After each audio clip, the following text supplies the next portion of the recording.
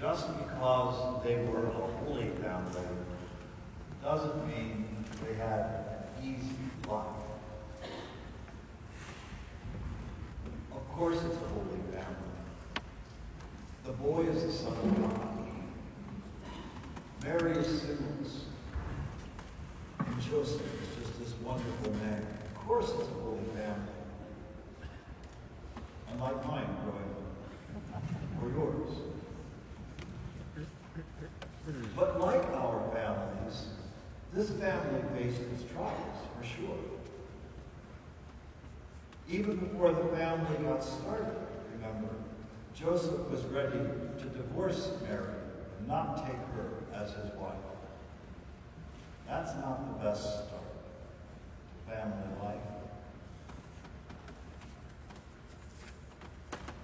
And the birth itself of their child in a cattle stall, far from a perfect picture of how birth should be.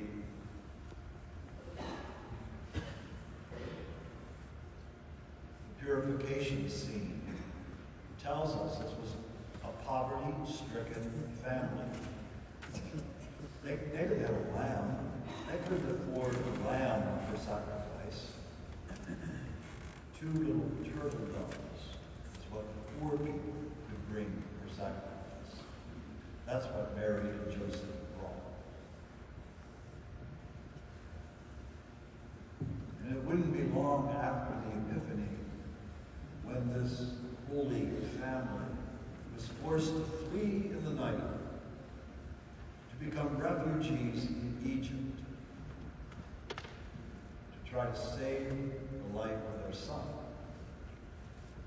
A story told over and over again across the globe of people fleeing violence and the threat of death or starvation,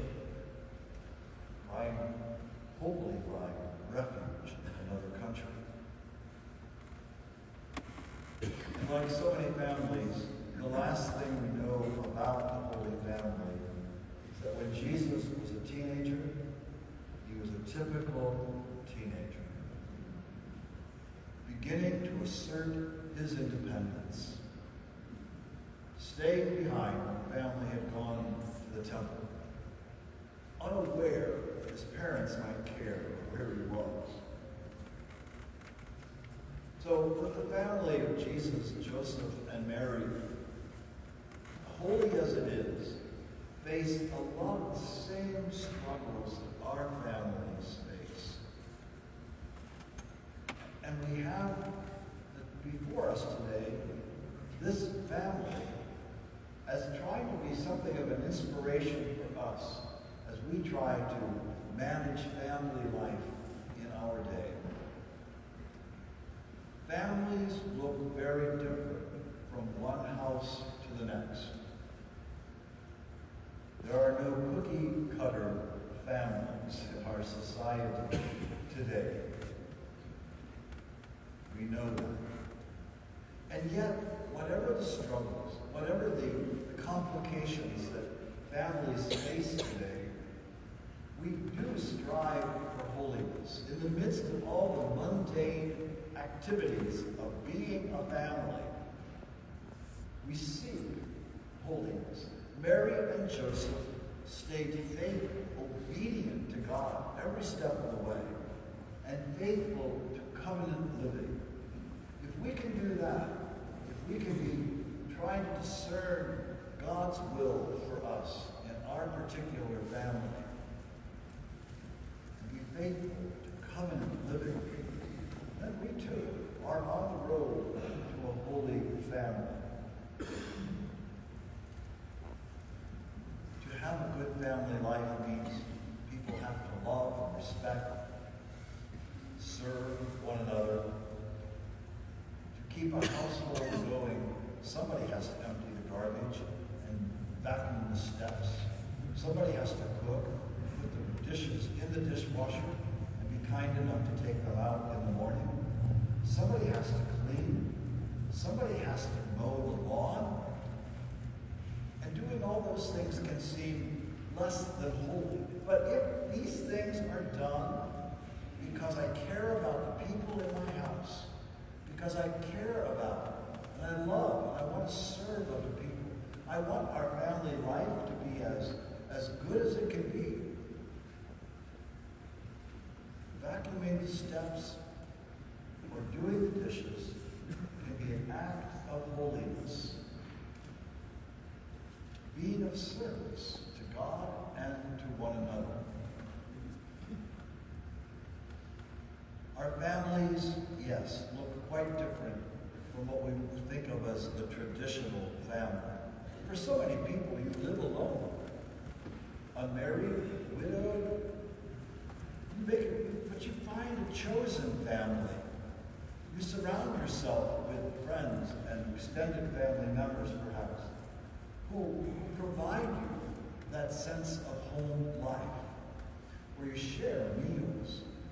You don't have to be mom, dad, 3 kids, and a dog to be a legitimate family. And there is the parish family, made up of all kinds of us folks. And yet, here is where we are going to grow in holiness, into a holy family. So we have before us the faithful witness of Joseph and Mary, loving each other, obedient to God every step of the way, trying to be what God asks them to be in a most unusual family. And so our families that look quite complex and are quite complex, I know, are also places where we grow in holiness if we are trying to be obedient to the will of God. We saw Abram in the first reading. By faith, the Hebrew letter said, by faith, he believed in God's promise. Despite the seeming impossibility of he and Sarah giving birth to a child at their age, he believed, he was obedient to God. And Joseph, taking Mary as his wife, despite his misgivings about this, every step of the way, trying his best as possible to live with God. Enjoy the family that you have, and that extended family that is yours. When I think of my family growing up, my mother, dad, and brother and I, but there was more family than that. There was an Anna in my life, whose name was Anne. She and her husband were childless, but they somewhat adopted all the kids in the neighborhood and cared for us, babysat us, took me fishing, which I never liked. But I liked that they would take me fishing. And toward the end of Anne's life, she made me a most beautiful patchwork quilt that I still have today. After tragedy in her family, her husband having strokes, forgetting who he was and where he was, we called him Corny. His name was Cornelius. Anne came home one day to find her special needs sister stabbed to death, and Corny with a bullet wound to his head. Not a perfect family. Not a perfect family at all. Our families are rife with difficulties, struggles, sometimes tragedies and sickness. And yet we make it through that as best we can, trying to be faithful to God and loving the people that God puts into our lives and being thankful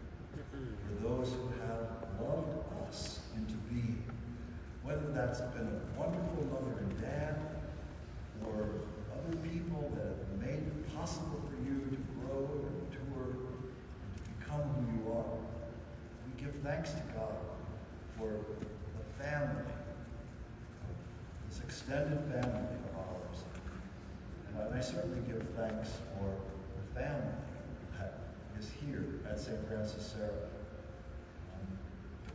Deep-rooted relationships among us, between us, appreciating all the differences.